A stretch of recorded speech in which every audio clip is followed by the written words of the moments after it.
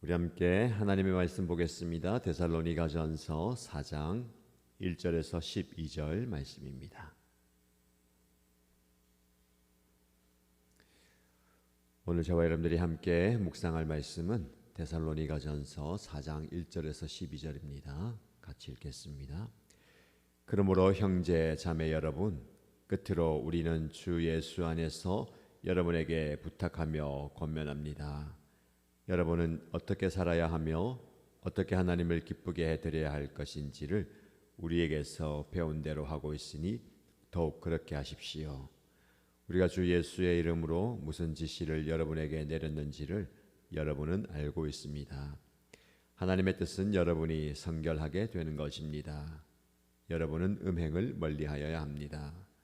각 사람은 자기 아내를 거룩함과 존중함으로 대할 줄 알아야 합니다. 하나님을 알지 못하는 이방 사람과 같이 세욕에 빠져서는 안 됩니다. 또 이런 일에 탈선을 하거나 자기 교훈을 해하거나 하지 말아야 합니다. 우리가 여러분에게 전에도 말하고 경고한 대로 주님께서는 이런 모든 일을 징벌하시는 분이시기 때문입니다. 하나님께서 우리를 불러주신 것은 더러움에 빠져 살게 하시려는 것이 아니라 거룩함에 이르게 하시려는 것입니다. 그러므로 이 경고를 저버리는 사람은 사람을 저버리는 것이 아니라 여러분에게 성령을 주시는 하나님을 저버리는 것입니다. 교우들에 대한 사랑을 두고서는 여러분에게 더 쓸 필요가 없겠습니다. 여러분이 직접 하나님께로부터 서로 사랑하라고 하시는 가르침을 받아서 온 마케도니아에 있는 모든 형제 자매에게 그것을 실행하고 있기 때문입니다. 형제 자매 여러분, 우리는 여러분이 더욱더 그렇게 하기를 권면합니다. 그리고 우리가 여러분에게 명한 대로 조용하게 살기를 힘쓰고 자기 일에 전념하고 자기 손으로 일을 하십시오. 그리하여 여러분은 바깥 사람을 대하여 품위 있게 살아가야 하고 또 아무에게도 신세를 지는 일이 없도록 해야 할 것입니다. 아멘.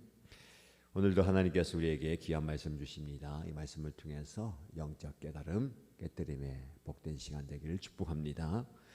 우리는 읽은 말씀을 통해서 거룩한 삶으로 부르심이라는 주제에 대해서 함께 살펴보겠습니다. 하나님께서는 우리를 단순히 구원하시기 위해서 부르신 것만은 아닙니다. 하나님은 우리를 구원하시고 우리를 부르셔서 거룩한 삶을 살도록 하십니다. 이것이 하나님의 부르심입니다. 바울은 데살로니가 교회 성도들에게 보낸 이 편지에서 그들이 이미 하나님을 기쁘시게 하는 삶을 잘 살고 있다라고 칭찬합니다.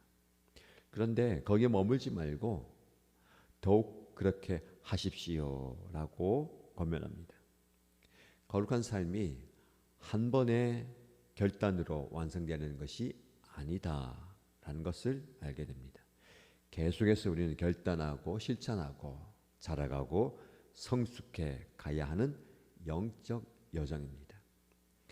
오늘 말씀을 통해서 우리는 거룩한 삶이 무엇이며 구체적으로 어떻게 살아가야 할 것인지를 배우게 될 것입니다.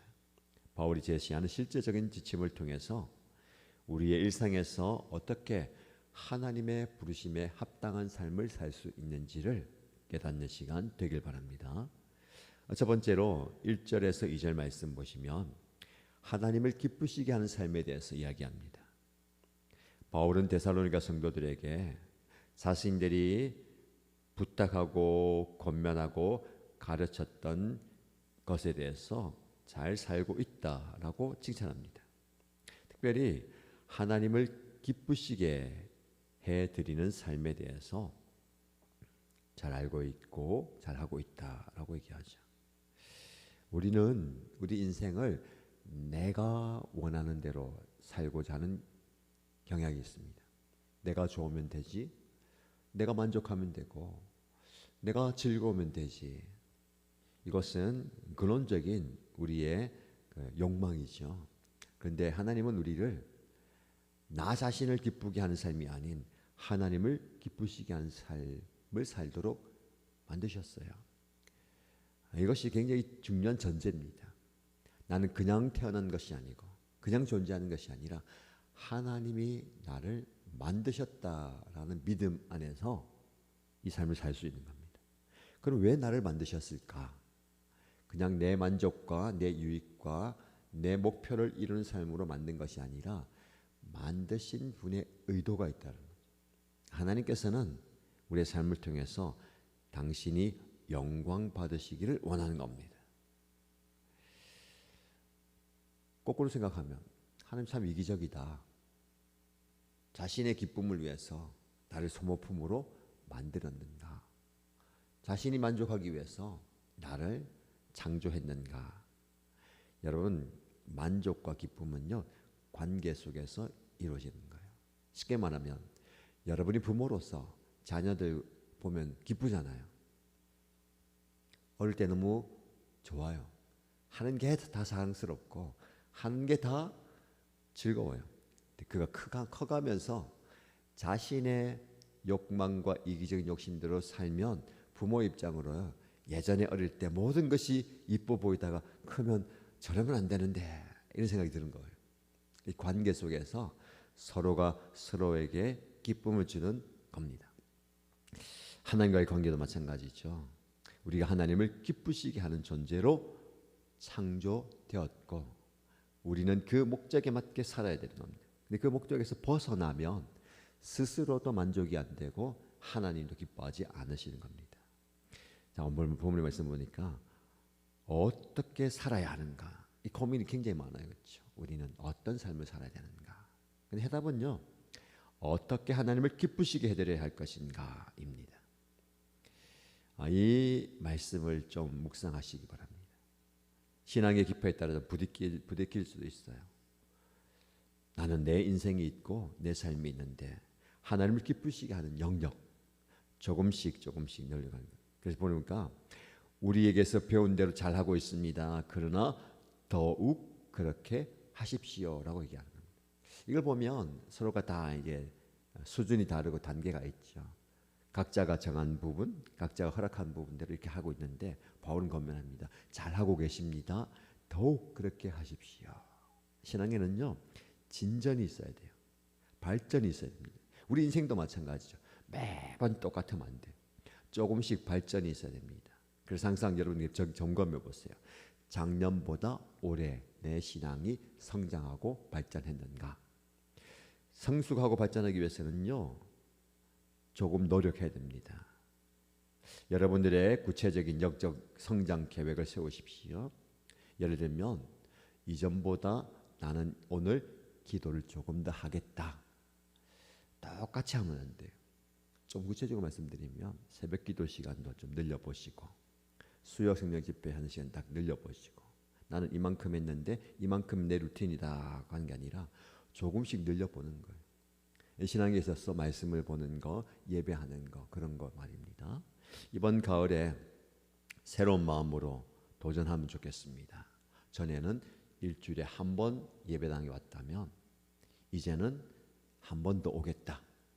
전에는 이만큼 내가 예배드리고 시간 사용해서 기도했다면 이번 가을에는 조금 더 하겠다. 이게 성장하는 거예요. 여러분들의 영적 신앙생활 가운데 성숙과 성장, 발전이 있기를 축복합니다. 바울처럼 건면해 볼까요? 잘하고 계십니다. 그런데 조금만 더 힘쓰십시오. 라고 권면합니다. 두 번째 3절에서 8절 말씀 보면 우리가 추구해야 할 거룩함의 첫 번째 영역을 이야기합니다. 하나님은요. 우리에게 거룩한 삶을 살기를 원하십니다. 3절 보세요. 하나님의 뜻은 여러분이 성결하게 되는 것입니다.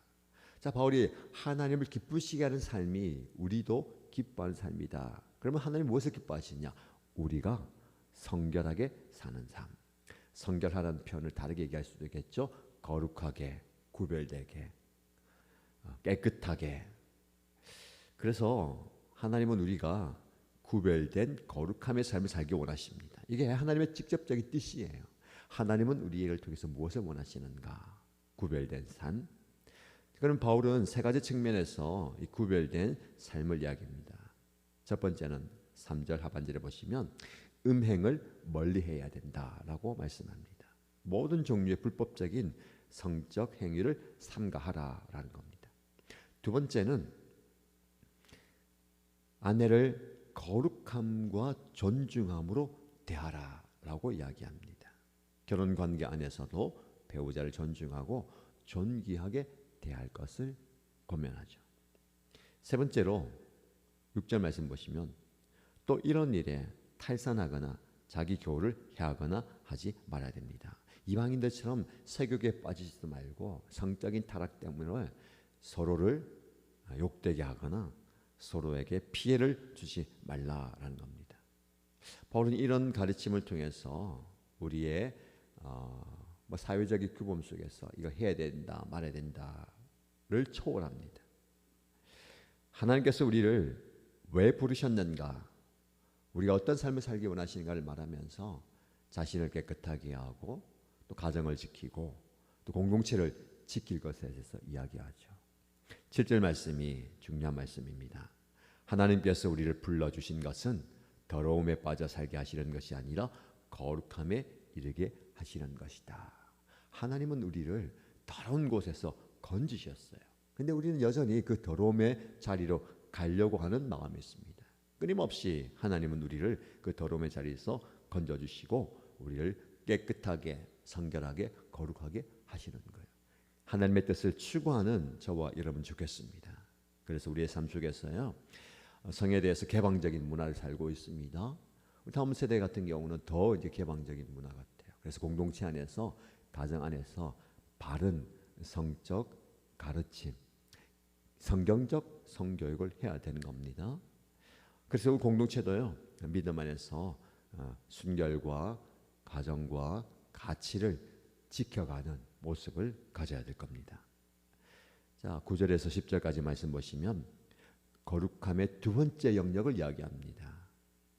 바울은 데살로니가 교회 성도들에게 여러분들이 서로를 사랑하는 그 모습이 정말 귀합니다, 잘하고 있습니다라고 칭찬했습니다.